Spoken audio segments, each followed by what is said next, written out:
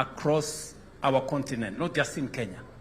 Africa today is the youngest continent on earth.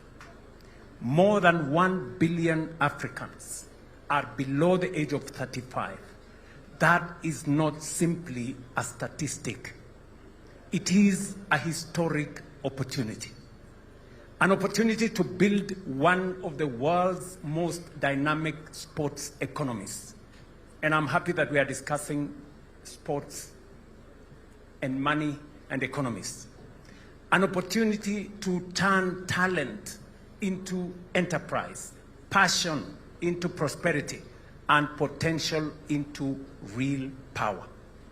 Sports can no longer be viewed merely as a recreation or for competition purposes. Today, President Macron in the morning went for a competition with Eliud Kipchoge. He didn't. I lost. And by the way, I have heard Boko, and he has said correctly that if you want relay, please find your way to Botswana. And if you want good football, find your way to Senegal. But if you want real good, international, world-class athletics, this is the place where history is made. This is the place where the first man on earth has run marathon under 2 hours. Sebastian, we're very proud of Sebastian Sawe. I mean, a man who went to school in a school, primary school called Jeukta Primary School. Many of you will not know where Jeukta is, but he has made history. Today, sports is industry. Sports is infrastructure. Sports is investment. Sports is culture, diplomacy, technology, tourism, and, of course, jobs. Across the world, sports generates billions of dollars every year through broadcasting, infrastructure, manufacturing, entertainment, tourism, technology, and talent development. Africa must not stand at the margins of this global industry. Africa must stand at its center. That is why Kenya has deliberately positioned sports as a pillar in our bottom-up economic transformation agenda, because we recognize that it can unlock enterprise, livelihoods, national competitiveness, and of course, hope amongst millions of our young people. As the gateway to East and Central Africa, Kenya brings together two very unique advantages. Number one, our globally celebrated identity as the home of champions. And I say that. And our internationally recognized high-altitude training environment, which continues to attract elite athletes and institutions from around the world. If you go to my hometown in Eldoret, you will find everybody running from every part of the world, but they never beat Kenyans. This advantage is strengthened by something even more powerful: a youthful, innovative, digitally connected generation that is positioning Kenya not only as a global talent incubator, but as an emerging hub for sports media, technology, wellness, tourism, entertainment, and high-performance industries. The home of M-Pesa is right here. We were told earlier today that 1.2 billion people in this continent and abroad use mobile money transfer. Invented where? In Kenya.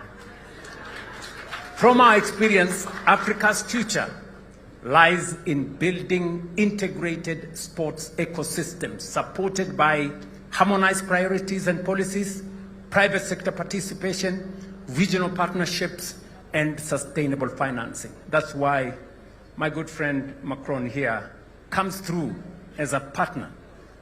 The time has come not only to produce talent, but to build African-owned sports economies that create African prosperity. Across Africa, governments are increasingly recognizing that sports infrastructure must serve purposes beyond ceremonial use. A stadium, for example, cannot remain idle 6 days a week. An arena cannot survive on applause alone once in a while. A modern sports infrastructure must function as an integrated commercial ecosystem, bringing together sports, hospitality, retail, media production, conferencing, recreation, and digital broadcasting while generating revenue, attracting investment, creating jobs, and stimulating economies. It has to be an ecosystem. In Kenya,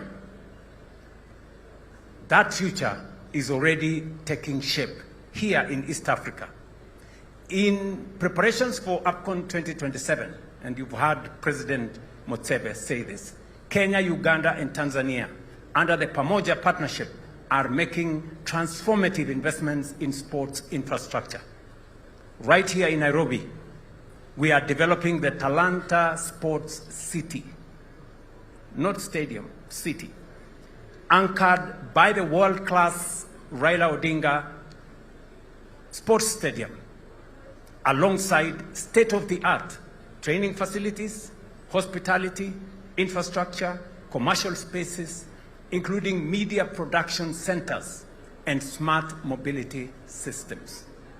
And aside from this, we are also upgrading 2 other stadia, Kasarani and Nyayo International Stadium, while constructing county stadia, regional academies, and high-performance training centers across the country.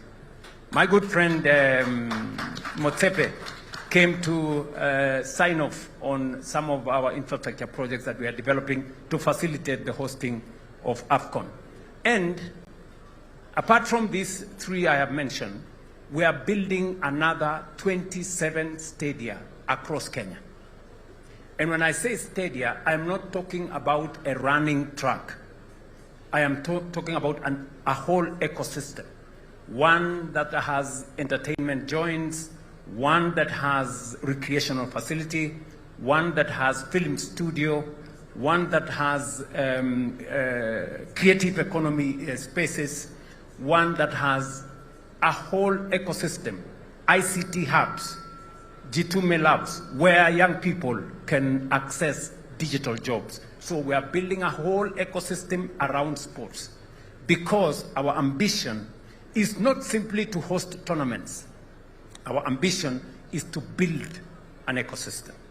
We are also positioning Nairobi as one of Africa's leading creative and entertainment capitals through investment in audiovisual infrastructure, film incentives, digital monetization systems, affordable creative studios, and partnerships that cement and connect African creatives to global markets.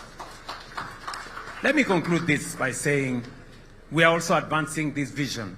Kenya recently signed an agreement with Zaria Group, and Ujiri came to see me on this, a household name in global basketball and sports development to develop a modern arena and entertainment district within Nairobi Railway City, just a few minutes from here.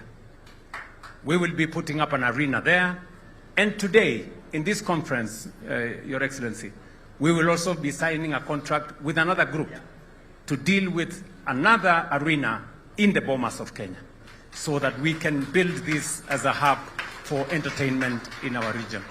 This is an investment of close to $130 million to support development of modern purpose indoor arenas across our nation. Together, these initiatives are expected to strengthen Nairobi's position as a regional MICE, creative and investment hub, while creating thousands of jobs and opening new opportunities for African youth. Let me conclude this. I know we are all pressed for time. To say how we appreciate my colleagues who are here. Thank you very much for finding time to share this moment with us in Nairobi. You can count on our support, you can count on our goodwill, and we are going to continue to build spaces that will make sure that we take this forward in the coming weeks. I was very impressed to see the numbers that Mosepe said. 2.5 billion people watched AFCON in Morocco. Did you mean Morocco or Kenya? So what do you estimate Kenya to be? So we are waiting. 6.9, 6.1 billion, 4.2 billion, you know, digital followers. So we are looking forward to that next year, right here in Nairobi, as we share the moment with our sister countries, Tanzania and Uganda. Thank you very much.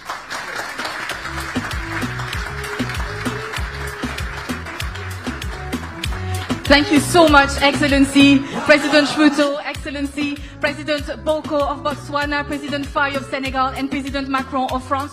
We've heard our Excellencies loud and clear. The time is now, the place is Africa. Thank you for your vision, your commitment to harness the power of sports to build a better future for our continent. Thank you all.